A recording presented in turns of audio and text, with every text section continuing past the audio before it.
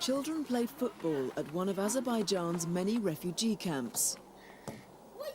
Years of war with Armenia over the disputed territory of Nagorno-Karabakh have left nearly 1 million refugees in the country.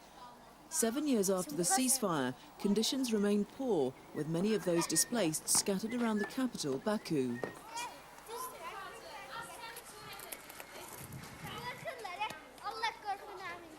With two-thirds of the country's population living below the poverty line, people here have little chance to escape.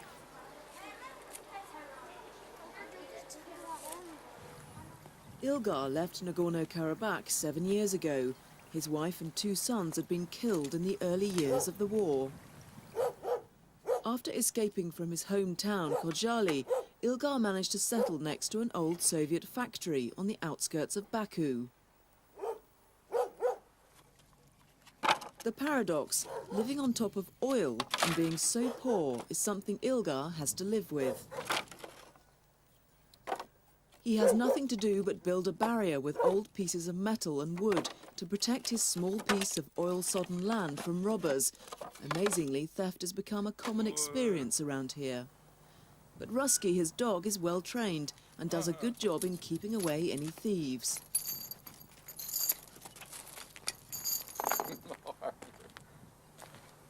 Ilgar is not the only one. There are hundreds of refugees living in this condition. Ulvi, a farmer from the Azeri-Armenian border, also left his land years ago. Like Ilgar, he is also grieving. His 22-year-old son was killed in Nagorno-Karabakh 5 years ago. There is little hope for them to go back to their homeland. At the age of 59, Ilgar seems destined to live out his life in the desolation of this post-Soviet landscape. You can see the conditions in which I live. Nobody cares about us. Nobody comes and sees us. There's no job. There's nothing around here. But here on the shores of the Caspian Sea, Azerbaijan has some of the biggest reserves of oil and gas in the world. In 1994, the country signed with a Western consortium the contract of the century worth $7.4 billion. But only a few people have benefited from the oil wealth so far. The collapse of the Russian economy, the lack of other industries, and volatile oil prices have made things difficult.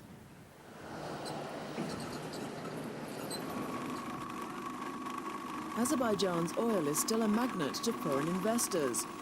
With more than 280,000 barrels a day, the precious mineral pumps billions of dollars into the country's economy.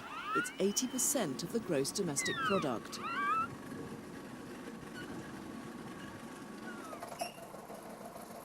But workers from the national oil company SOCAR are still waiting for the good times to roll. With average salaries reaching $30 a month, many Azeris are struggling. But better times could be just around the corner.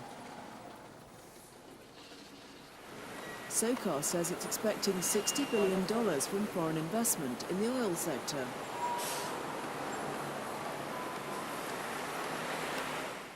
Mamed Mirzoyev, chief of communication at SOCAR, says that the country's oil reserves in the Caspian Sea are between 70 and 200 billion barrels. He says that Azerbaijan will benefit, and money from any boom will not be siphoned off by corruption. Вот она набирается когда, вот потом уже с этого нефтедолларов, так сказать, расходуются деньги вот на те. All the money that we accumulate with the oil, we spend it in infrastructure. Все прозрачно, ничего здесь невозможно сделать. Абсолютно. У нас около 40 газет. Около 600 газет выходит, 40 агентств, и все за этим, так сказать, оппозиция, можно сказать, очень четко следит. Так что все открыто, все прозрачно, и вот под руководством вот действительно мудрого, очень уважаемого президента, который все страны мира уважает, между прочим, он ведет правильную политику нефтяной стратегии и открыл вот новую эру. Ни одна копейка, ни один цент не может быть расходован налево, направо, прямо. Все четко под контролем. President Heydar Aliyev, a former head of the Soviet KGB Secret Service and a Communist Party veteran, has been in power since the last president fled the country in 1993. Since then, he has run the country with an iron fist and also given top jobs in the oil industry to members of his family. Aliyev's critics blame him for the repressive regime and the rampant corruption that led him to win the 1998 election. At the beginning of the 20th century, Baku was the biggest oil producer in the world. Many believed this was going to be the next Kuwait, but the exaggerated optimism of the mid-90s has now faded. The transition from a socialist to a free market economy has been slow, with soaring unemployment.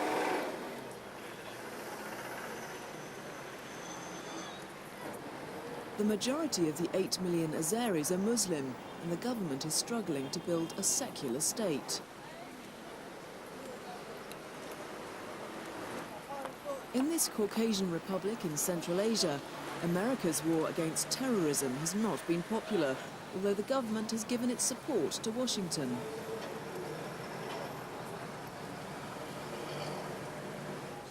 President Aliyev's strongest opponent is Etibar Mamedov, the 46-year-old leader of the National Independence Party, who lost the presidential elections in 1998. His party had a prominent role in Azerbaijan's drive to independence from the Soviet Union in 1991. Now, with presidential elections less than 2 years away, Mamedov is already preparing his campaign. But he says with the country so firmly in Aliyev's control, any effective opposition is very difficult. Corruption is very frustrating for Azeris and poor refugees who see other people with luxury cars and luxury lifestyles. This money is not earned in an honest way. It's stolen money. In Azerbaijan, the dead hand of corruption means wealth only trickles down to a tiny elite. The discovery of new oil and gas reserves has served to attract Western investors who are anxious to develop them. Someone is going to cash in on all this potential wealth.